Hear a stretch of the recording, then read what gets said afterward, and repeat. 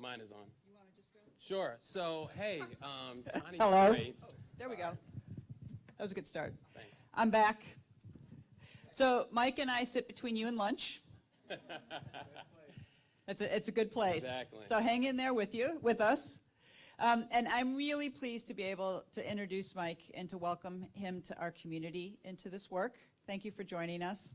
Michael Strautmanis is formerly of the White House. He was Valerie Jarrett's chief of staff for 6 years. Yes. Also worked on the transition team, was a member of the Clinton administration, and is now, I have to read this, is now the vice president of strategic programs for corporate citizenship at the Walt Disney Company. He is a Chicago boy and a father. So the first question I'm going to ask is, why Disney? What are you doing there? Why? You know, that's a good question. Why? Okay. First, why? So That's different from why? what? So first, Connie, right? It's like we're all here for Connie, and I know I am. So Connie, I've known thank Mike you. for a while. You know, Connie and I first started working together when I was at the White House, and we were trying to find more effective ways to bring the public and the private sector together to make systemic change in learning. And so I think, why Disney? I got to know the president and the first lady when I was a very young man. I'd graduated from college and I was going to law school, and I met a young lawyer named Michelle Robinson and forced her to be my mentor. And as they and she and her hotshot fiance started to go into the practice of law, I was a young lawyer, and then into the public sector, we really began to share a lot of hopes and dreams, and I became a part of building a movement to impact people's lives in a positive way. And I think that one of the reasons why it was time for me, at least, to leave the White House is because I saw the limits of what we could do. And I saw them quite personally and up close. And I think that one of the things that I realized as a dad and as a movie geek and as a Disney fan, the impact that the private sector, the impact that brands, particularly in a complicated marketplace, can have on people's lives. And so the opportunity to come and be a part of the corporate citizenship team at Disney hopefully is just an extension of what I did at the White House in Los Angeles, where the weather's a little nicer, and being able to get home to spend some time with my family. So that's really why Disney. It's a great opportunity. So tell us a little bit.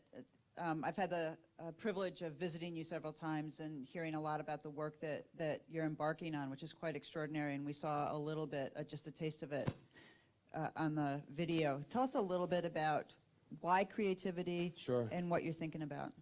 So Disney obviously has a real place, a honored place in the hearts and minds of so many people. And Disney also does so much that no one really knows about. It's in children's hospitals. It's in Make-A-Wish. I think Disney fulfills some 60% of wishes through Make-A-Wish. We're involved in the environment. We're involved in species. I just saw a great movie that's coming out in April about bears in Alaska that I think is going to really play another role in Disney's effort to try to get people to connect with the world around us. But I think that one of the things that I like to do is I like to build movements. I like to take something that is authentic and real and powerful and important and invite people to join us. And I think that Disney plays this unique role in being able to inspire kids and being able to inspire families to think outside themselves, to think outside their garden, and to dream. And from that dream, possibly take action. And so we've been spending a lot of time here today, and I know people have been spending a lot of time talking about systemic change, talking about issues, and creativity is always this ingredient, right? You hear people talk about creativity all the time. You know, ESPN is a part of the Disney family, and so I get to watch ESPN as a part of my job. Just another reason why I went. And you hear creativity all the time when you're watching SportsCenter. But I think that what Disney can do and what I really want to do and would like to think about having all of us do together is really build a movement around creativity as an issue. It is this essential ingredient that is inside of all of us. It's inside all of our children. It is the thing that allows us to create what we create and do what we do. And so I think, and also, frankly, this is such an important part of what we do at Disney, at the Walt Disney Company. But not just the cartoonists, not just the artists, but we are a company that consists of people who have a job called Imagineers. They're bringing the arts and the science together, and so I think we can really have people join us in this movement and invest in the creativity in all of us. So I'm torn between the questions I want to ask you because I want to go deep on creativity, but I also want to come back out because of the wealth of your experience and talk about advice from you around movements in public and private. So I'm going to go deep on Disney and creativity first. So I have to tell you that when you think about Disney and my being deep in connected learning, you're thinking about creating and producing channels for distribution, connection to pure culture, and I heard that Straut was moving to Disney. I was like, holy shit, that's fantastic. We got to work together. Definitely. Walt Disney's the dream company in terms of kids and productivity and imagination and creativity. So talk a little bit. You've been sitting here, and you and I have had a ton of conversations about badges. Disney was actually a part of our DML competition and has done some badge work. And so both from the perspective of what you're hearing about connected learning, but also the badge work, can you say a little bit about how you could see a company like Disney and creativity in specific connecting into the work? Sure, but I have to say it's not just Disney. I think we're uniquely suited to address this in a certain way, but I know there are a lot of other companies that are here, a lot of companies in the tech space, a lot of startups, and I think that really for all of us, badges provide companies with an opportunity to, in a way that is unique and irrelevant to both the business and their brands, embed them and connect them with the skills that are a part of what it is that we do every day. Disney, I think, has a way to get kids excited, I would think. And get kids willing to do that. I have a friend who was telling me the other day as we were talking about Frozen, and he hadn't seen Frozen, but he uses the soundtrack from Frozen to get his two girls up in the morning. He can't get them up, but they start talking about building a snowman, and all of a sudden they're singing and they're up and, ready to get started. And so I think what we can do is we can, really turn on kids and just be one more piece that's relevant. But, they're out there. You may find kids who aren't that interested in Disney, but they're interested in something else. And so I think one of the things that companies can do is both create things that are unique and relevant to the company and to the brand itself, but also provide this array of kids that are going to array of tools and IP and brands and things that are going to turn kids on. One of the things that I really always give great credit to my mom, who's a teacher, for is she just went on this search of throwing me in and at everything. She was one of those middle-class parents who spent all of her time trying to find these pathways. And who knew what was going to be the thing that got me excited? I wasn't one of those people who knew from the day that they were born what they wanted to be. I needed to be introduced to things. I wanted to try things. And I think one of the things that the private sector can really do is be a part of a menu for these children so that they can find the thing that it gets them up, that gets them excited, and can lead them through one of these pathways.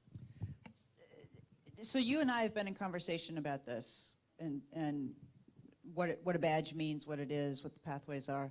But then you've been having conversations inside Disney. Yeah. So can you say a little bit about how those conversations go? What's hard about translating the work? What's worked well? Sure. Yeah.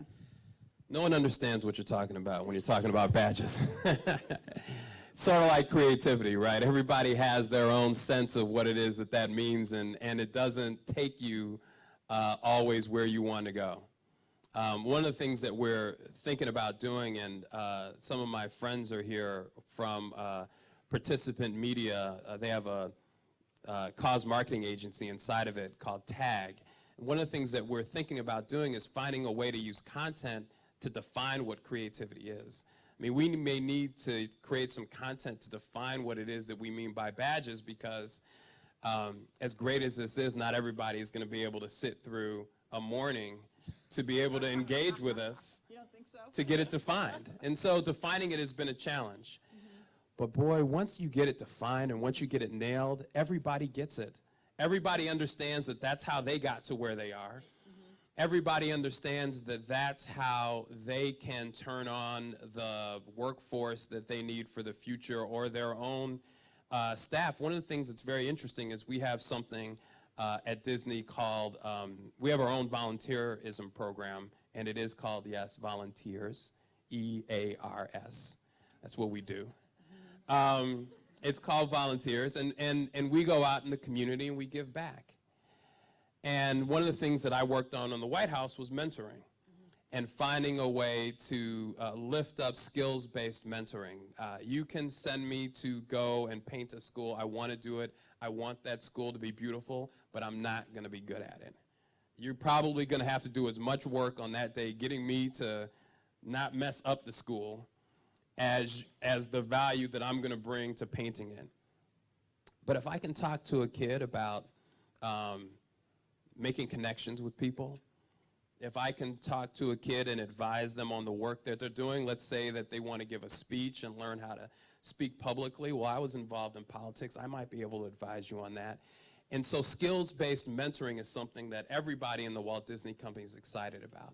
And if we can offer our mentoring skills online or in person to kids who are participating in a process through badges that we know are going to be connected to the things they're doing after school and in school, connected to what they're doing at home, that just gets somebody, they'll sign up for that in droves.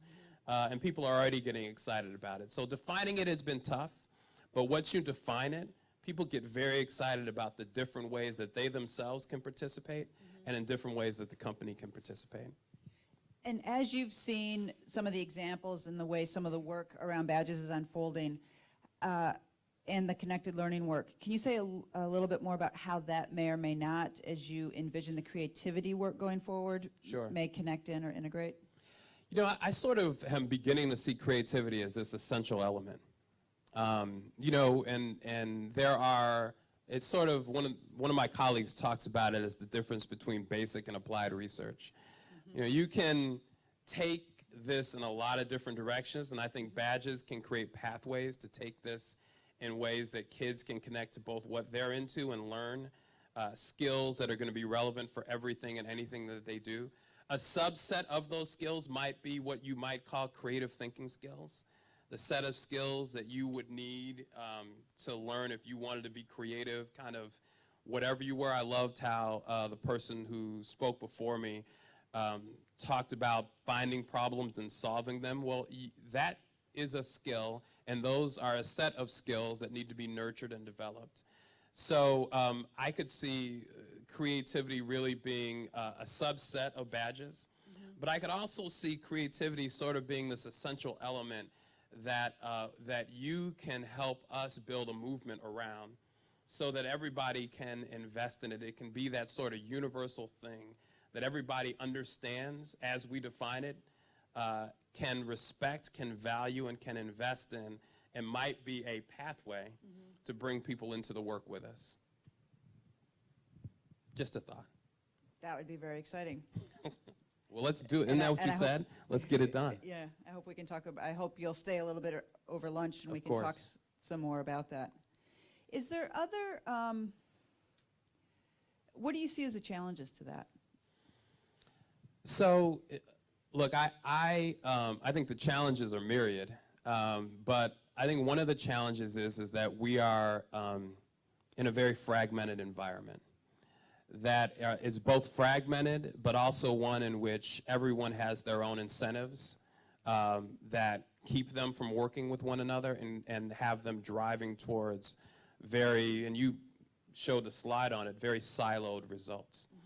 And so while everything that we do outside of our own spheres of influence, our own professional lives, is about being connected, about being collaborative, about being open, all the incentives pull us into being siloed, into being narrow, and into very short-term thinking. And so one of the things that I really respect about your work, Connie, and why I think having the MacArthur Foundation as a part of this is critical, is you all have the ability to think long. You can play a long game. And we're here today because you played one. You talked about the research that you started, what, 10 years ago, that connected to the work that you did when you were a professor. Yep. And so I think one of the things we're going to have to do is really create an environment that allows everyone to take their short-term and immediate interests off the table for a little while, to be able to have the conversation. Then they'll see how they can take what they build and bring it back into their silos, sell it, right? Because we all got to sell it. Everybody has a boss. Everybody needs their boss to sign off and feel good about what they're doing. So we can take it, sell the connectivity, sell what's relevant to our own institutions, our own places of learning, our own missions, and then have a place where we can bring it back and work together. And I think that's why the ecosystem is really so exciting, because I think everybody really sees this ecosystem, I would hope, I know I do, as a place you can plug back into once it exists, and take your individual efforts and have them be part of a greater whole. And so talk to me a little bit about corporate social responsibility and what it means to plug into a broader ecosystem. Is that a heavy lift? Is that something that, just what your experience, because as we think about this, and for me as I think about my role in helping to connect, there's both connecting to companies and there's connecting to the folks in those companies that do corporate social responsibility. Right. And so both of those are challenges, and having those connect into both traditional philanthropic work, but also the broader sort of nonprofit public sector, we're different animals. Yes. Yeah. So innocence and enthusiasm have served me very well in the past. I had no idea what I was getting into when Senator Barack Obama said that he was thinking about running for president. I just was enthusiastic, and I knew I was going to throw myself into it with everything that I had. And so I think there are a broad set of challenges, but this is my first time, my first foray into corporate social responsibility. I was a lawyer for a few years, and since then I've been, as you laid out, in the public sector. And so I'm probably fairly innocent when it comes to all of those different challenges, but I'm very enthusiastic. And I think in many ways, having been a part of what I've been a part of and having a lot of palm trees around me, I sort of feel a little bit like we don't have much to lose and the world to gain, literally. You laid out the challenges in front of us. I think that every company, and I know ours is no exception, sees ourselves in an extremely complicated environment and worry very much about the next generation. Worry about these kids. How are they learning? Who are going to fill the seats that we're in 5, 10, 15, 20 years from now?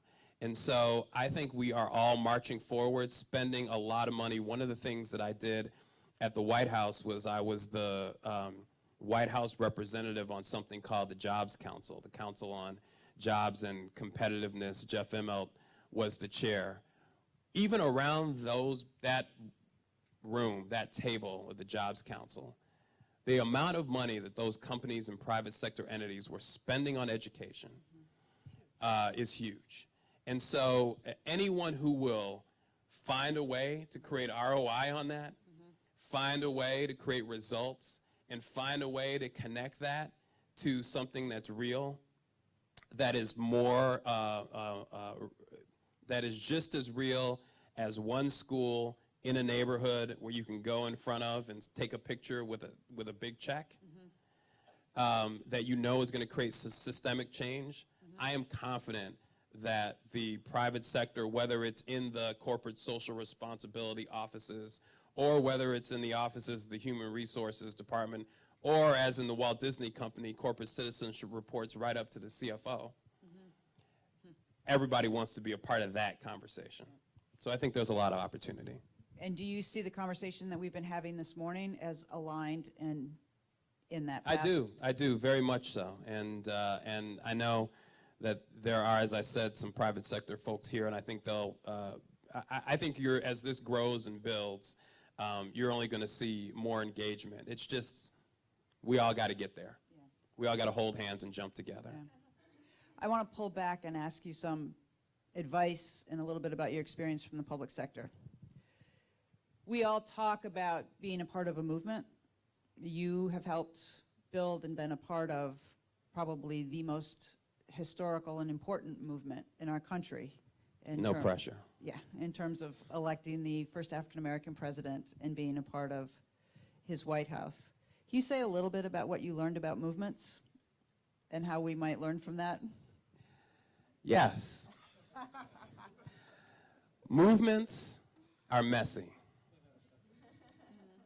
Change is hard. Change in the abstract that other people are going to have to do is a really fun thing to talk about. And it gets you up in the morning and it gets you engaged and involved. But once change comes to you and your world, that's hard. And I think that one of the things that I've always learned from the president is, you know, at the end of the day, he's an organizer. And organizers are used to being in rooms with a bunch of angry people yelling at them and yelling at each other. Because what you've done is you stirred up the passions. And you've gotten people focused on something that's real and relevant to them. That's what gets people up.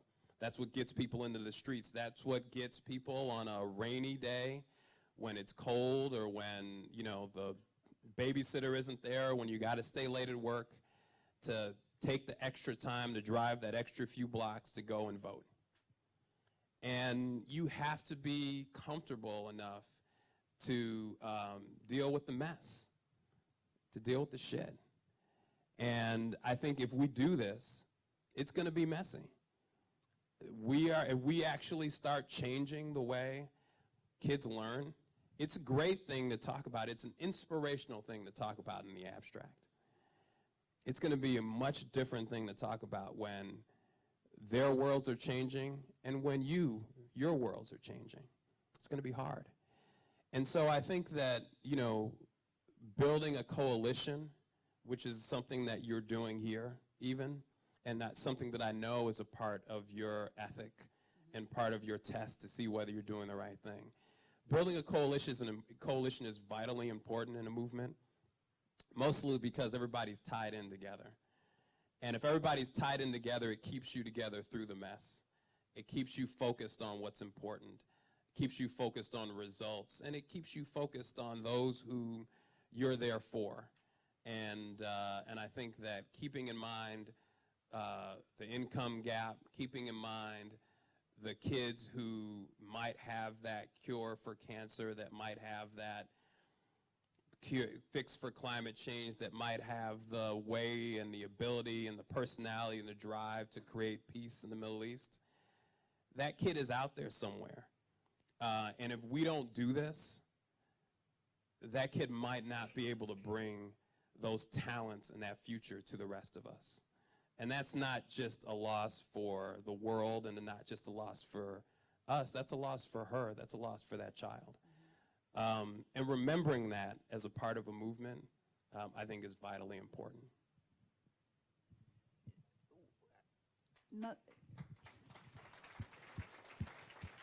As I said, I'm enthusiastic. Yeah.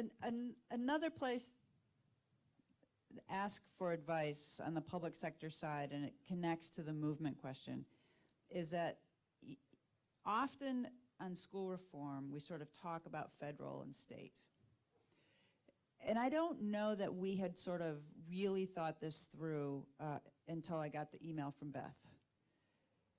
But it's become really clear to us, and push back or give us advice, that cities and mayors are incredibly important to this work. Yes. And we have several cities, and I can't tell you how much I appreciate that you guys are here, represented here. And I wonder if, and you said yes to that, I wonder if you could speak a little bit to the importance of cities in this work, working with mayors, advice for the cities as we think about this work, because I know you intersected with cities a lot with your work. Sure. You know, I understand that when you all are looking at trying to do what you want to do, you're looking at, you need money, you need resources. And so you say to yourself, boy, I got to go to the feds, I got to go to the federal government, right? They're moving big money. And if I could just find a way to get them into what we're doing, then I have the resources to create systemic change. I can tell you for a fact, from my personal experience, that things don't change very quickly in the federal government. They do, they can. You can do things, you can elect a president, and all of a sudden the entire agenda changes. But that's only one person in a very complicated, a system that was designed to be very complicated and to not move very quickly, right? But a mayor, once a mayor decides that he or she wants to move a city in a certain direction, that city moves. Now, you know, for better or for worse. And I think that one of the things that I found that mayors need most of all is they need to be able to look to their left and right and see people with them. And if the people are with them and they're thinking about what's happening on they're, you know, headquartered in that city, and they're thinking about the kids that live in that city, and, you know, they know what block this happens on and that happens on, and, you know, they understand that they need to move and change because something tragic or really important is happening, for example, on the south side of Chicago. That all is incredibly relevant, and you can create a coalition very quickly that can move. So, and this is not just, you know, one guy talking. I think you are seeing more and more people look to cities as engines of innovation. We are now in one of the first times in a long time in human history where people are not moving away from the cities, they're moving to them. Mm-hmm. And so cities are going to become the places that we solve these challenges. They are the economic innovation, creative engines of our country and in the world. And so finding the local government to come together with a city, with the private sector, I think is and with the community, I think is a recipe for powerful change. And I can tell you, at the White House, that's where we're going. That's where they're going. I don't work there anymore. I feel like, but in some ways, believe me, I feel like I do. I'm sure they're, but I don't. You're on their fast dial yes. still. Yes. So give us just a little more advice on building those public-private relationships. Yes. So the private sector, I think, you know, everybody says the public sector has much to learn from the private sector, and I can tell you that that's true. It does.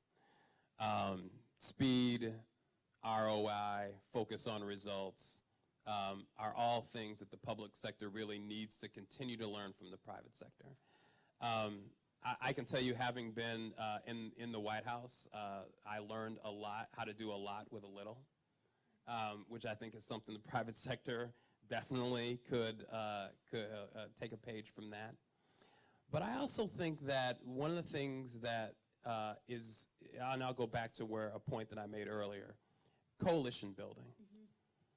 Mm-hmm. Again, we are in an interconnected environment that can only move systemically together. And one of the things you have to do when you're in the public sector is you have to think about the political map around you, the interests, the desires, the pressures, the opportunities, and you are constantly scanning that to try to find a way to bring people together to move things. And I think if the private sector were to come to a public sector entity, the federal government, a mayor, having created that map, having created that coalition, or at least having thought about the coalition, you'll have a much different conversation, because you will be doing what everybody always tells you you need to do in your private sector discussions. You'll be solving the other person's problem while getting them to do what you need them to do. Yeah. Is there a sector within the private sector that you would advise us in terms of the badge work that we should be focusing on that is sort of low-hanging fruit in terms of moving this work forward? That's an interesting question. You know, I would look to industries that are being disrupted, that are anxious to find ways to change and be relevant. And that may be all industries, right? Because technology is disrupting so many of them. But, you know, disruption and being forced to change makes you amenable to trying new things. And I think that, you know, finding those partners would be a great place to start. But you can also start with me. I'm here. And I know we have some other colleagues who are here as well from Dean Garfield and the Information Technology Council. So Yeah. you can start with us. Yeah, that's outstanding, and we will, believe me. So I have one or two questions left as we narrow down. If anybody has a pressing question, I'm happy to take one or two. Please don't ask me about the website. I didn't have anything to do with the website. Other area of expertise, you're a dad. Yes. Parental response, your response to the work that we've been doing, any place that you sort of look at it and it worries you? You know, I think that, and everybody is talking about this, but, you know, being a parent right now is hard. Yeah. It is a shrinking world, and everybody always wants to find a way to create that protective thing over your kids so that you can communicate and share your values with them, but yet not do it in a way that doesn't allow them to be able to succeed and thrive in the world that you know they're going to be living in. And I think that, you know, one of the things as a dad that you always want, and as any parent would want, is you want to see your child's eyes light up. You want them to have that self-discovery so that they can run and show you, I did this, right? Not you did it for them, not you took them there, but I did this. And you were a part of creating that path for them. You were a part of creating that opportunity for them. But also you've raised a child that knows how to and can do that for themselves. And so that's why, to me, this is another reason why this is so promising and exciting. Because trying to figure out a way to do that right now is difficult, because every opportunity that you have is such a heavily directed opportunity for your kids. You give a kid something, and they're shown how to do it from A to Z. There's no opportunity for them to discover it and create it themselves. And so you almost want to, like, go back to the create your own, you know. I remember those great stories I loved when I was a kid, which was, you know, you create your own ending. You almost want to do that for your child's life, right? You want them to create their own ending. And finding a way and a partner and a friend, which is one of the things I think about, and another reason why I'm at the Walt Disney Company, is, you know, who's going to be that friend that will help you with this problem of an issue and opportunity and joy of being a mom or a dad, you know, in the 21st century. And I think it's this giant reform project that we're all into. Federal government, state government, local government, institutions, churches, everybody is into this. How are we going to make these institutions that are here to help us do this successfully relevant for the world that we live in? And as a dad, that's another reason why I'm here today, and it's another reason why I'm excited about this work. Mr. Strautmanis, you are always a pleasure to have a conversation with. Thanks, it was Connie. Incredible and a privilege to work with you in the White House, and I'm thrilled that we're all getting to work with you now that you're at Walt Disney. I'm still fired up. Thank you for coming joining us today. Thanks. Let's have lunch. Time for lunch. Is there?